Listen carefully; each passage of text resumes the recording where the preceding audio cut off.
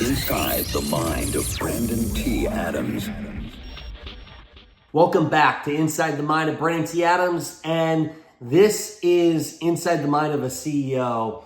And I recently did an interview at Raymond James Stadium where I had Sean Vella and Leah, our brand manager, ask me some questions around my experience being a CEO, navigating the life as a CEO, the obstacles, the stresses, the ups and downs. And so this is really powerful. It's a real live thoughts from Brandon T. Adams. So let's jump right into it. Honestly, I think you just get used to it, the pressure. Here's all the things that go through your head on a regular basis when you have a team. Let's say you have a team 10, 15, 20 plus or more. It's payroll, it's happy clients, it's lawsuit, it's let's make sure great public relations, it's who's making sure they're being optimized, it's are you speaking to your team enough, should we take this on, should we not take this on, who's unhappy, who is no longer part of the team, what should we say or not say, are we hitting our numbers, are we not hitting our numbers, and constantly evaluating the data and what's happening, but knowing that it's all on your shoulders. I mean, you have a team, but at the end of the day, it really comes down to you as a CEO and main owner, that you have the most skin in the game, and you got to figure it out. It's like the quarterback that's going to go into the end zone at the end of the game. The quarterback wants, usually the star player wants to put it in their hands to win the game. The CEO, it's in their hands every day to make sure they win in the game of business. That's the best way to describe it. So what do you do to combat all of the questions that are flowing through your mind? Is there anything that you do, any action you take, anything? So I work out in the mornings. I wake up early because that gives me my time to just be me and not. You just think about, like, I wake up at 4 a.m.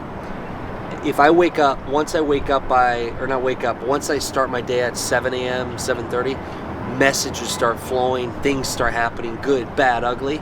And so I have that time to myself to start the day so I can kind of get my head straight, what I want to do, what I'm focusing on.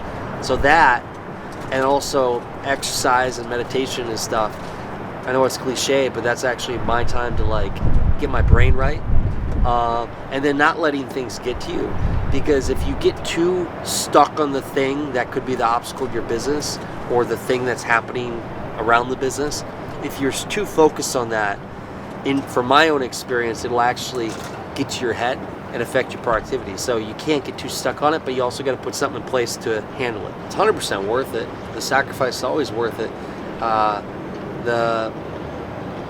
got to ask yourself what price you're willing to pay, but once you get to the point where you know you're willing to pay any price, without going against any morals or anything, it's part of the game. You know, it's part of it. It's not for everybody. It's honestly not for 99.99% of the people, which that's okay. But then that 0.001%, like myself, that's willing to be a part of the game and wants to live for it. But sometimes you do get shit kicked out of you along the way. Specific sacrifices early on in my career, it's you don't get paid. You get opposite it. You're spending money but not even getting paid, and putting all your credit and access to capital on the line to bet on yourself. And if you make a mistake, that means you could be dead in the water or move forward. So you constantly got to be figuring the piece of the puzzle to solve during that time, and you gotta have thick skin. Be willing. Most people, I think there's a study that very smart people, let's say a genius or 4.0 person, they see people that are maybe dumber like me, put like paper-wise 1.68 GPA, or not as intelligent in ways. They say that they may go be more successful in a business or growth because somebody that's smart or very book kind of smart, what I'm trying to say, is they won't go do something because statistically it makes no sense to do half the shit I do. It really makes no sense. But there's a method to the madness that you got to do that in order to do the thing. Mentally tough decisions, sometimes you just got to make them and move forward. I trust my team around me. I go to people like Matt George or Mike Silvestri or Brian Harrington or even Kevin sometimes, and I say, hey, here's what the obstacle is, here's the situation, what do you suggest? And based on their suggestions, I take that in and make a decision. Or Brian and I as co-CEOs, we can make the decision together. And then there's sometimes I just make the decision because I know it's the decision that's got to be made. I still think about the ice business days when I used to deliver ice to businesses in Iowa. Why I think of it is going back to that time. The customers we have and people we work with at Big Brand Ventures, the portfolio companies, it still reminds me of that bar or restaurant I delivered ice to back in the day, but now it's just a product or a company that I'm a partner in. And I look to provide the best customer service and experience for them while also growing the business. So like those are the examples I go back to in what I do today. And I also look at back in the day when I worked nonstop during the summer months in the ice business. Now when I have 10 days straight where I'm on the road, 3 events, 2 shoots, client days, all that, it just kind of takes me back to the amount of grind I did back in the ice business days. Now it's just in a different industry. So there's a lot of times I go back to that. When we are taking something on at Big Brand Ventures, I look at first the strategy of where's the company at and what are steps to move forward. So once you have strategy, I look then into marketing. No matter what product service, how do you market it, brand it, where you can get more customers in the door? And then I look at how can we leverage the connections we have or the connections they have to accelerate the revenue or growth of the business. And then I look at the past data we have from past successes and failures and look at how can we use that to go into this business. I mean, we were just walking up here and we've had success on TV with the product Happy Toilet. It's doing well. And so we have another company, Sunbird Drink, that I want to test that same kind of, a different kind of consumer product, but test it on TV. The same approach, just different product. And so that's how I look at it. I look at that process for everything. And obviously some things are different here and there, but same approach no matter what product or company we take on. A CEO is the execution man or woman. It's the person that executes on a daily basis and is the captain of the ship that delegates all parts of the ship to ensure it goes in the right direction and flows smoothly. And that ranges for many things, but it really is being the captain to ensure the whole team is going in the right direction towards whatever the goal is of the company. Funny thing is, I remember putting CEO of Arctic Stick, my invention back in the day. I'm like, what is that? Okay, I'm the CEO of a product that has no employees or anything else. A CEO is when you actually have, let's say, maybe even dozens of team members or at least 10 people or more on a team, and you're in a business that's looking to grow and you're executing all cylinders in different ways. Versus an entrepreneur, a CEO still in a way needs to be entrepreneurial, but an entrepreneur may not be a CEO at all. An entrepreneur may be somebody that starts businesses and finds ways to buy and sell them or grow them, but that doesn't mean they're a CEO, and that doesn't mean if they are the CEO of the business that they're a good CEO. Because, I mean, even myself, I feel like I'm becoming a great CEO, but I think there's a lot that I can learn.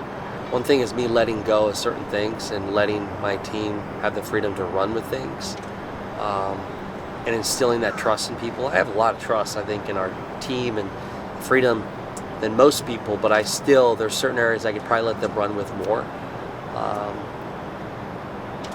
And I feel like I ultimately got to make the final decision on things for it to be the decision that succeeds. Sometimes I feel like I have to make that final say in the overall things, but need to sometimes just let the powerful people around me that I know can make the right decision make the decision. It's a change from a startup entrepreneur to becoming a CEO of a multi-million dollar business that's growing with partners and all that. Like, it is a transition. It is a discipline and a commitment, and it's no longer, hey, we got a cool business that we're making money and you got a few people on the team that you got to take care of. You got a whole team and organization you have to take care of, and all the weight is on you to ensure that their life is in a good place. It's the word I'm trying to say. It's changed so much so that 7 months ago, I quit drinking alcohol because I was cutting out the little areas of my life that were technically not serving me, that were more leisure for me. And one of them was drinking alcohol. Because once I realized how much responsibility on other people's lives, people that committed to be a part of our team, they're putting trust in their future with me in Big Brand Ventures. So that was just one thing. No more drinking alcohol, working on a better sleep schedule, less freedom, and really emerging into the company. I'm still the entrepreneur, the visionary that says we're going to make the thing and this is what's going to happen, but I know the thing is going to be made in a way that you never intended it to be made. And so that's where I put the smart people around me to help me make the thing in the way that they know it can work. Because there's a lot of things logistically that I just don't understand or know, but I know where I want to go. And I think it also is that confidence I instill in the team that, hey, this is going to become the end result. I don't know how we're going to get there, so let's do it. I feel like part of my job is just empowering, motivating, delegating, and empowering people to be the best they can be to achieve the company vision. Until we merged Seller Media Group and Kevin Harrington Enterprises and formed Big Brand Ventures, I didn't really know what it meant to be a CEO. I talked about it, but I didn't know it. It wasn't until in the midst of it and still learning more of it, that I realized how big of a responsibility it is, from HR to legal to revenue to payroll to growth to what to say, what not to say, and knowing every move that you make is actually being watched by everybody on your team. And I found myself actually found myself being a different person. At first didn't know who I was really because I had to look and talk a certain way. Then I started finding my groove of what this new person was. I feel like the old Brendan T. Adams died and the new one came to life when Big Brand Ventures came alive. Because I just had to be a totally different person. I'm not the same person that I was 8 months ago, 10 months ago. It's because I was thrown right into the real being a CEO.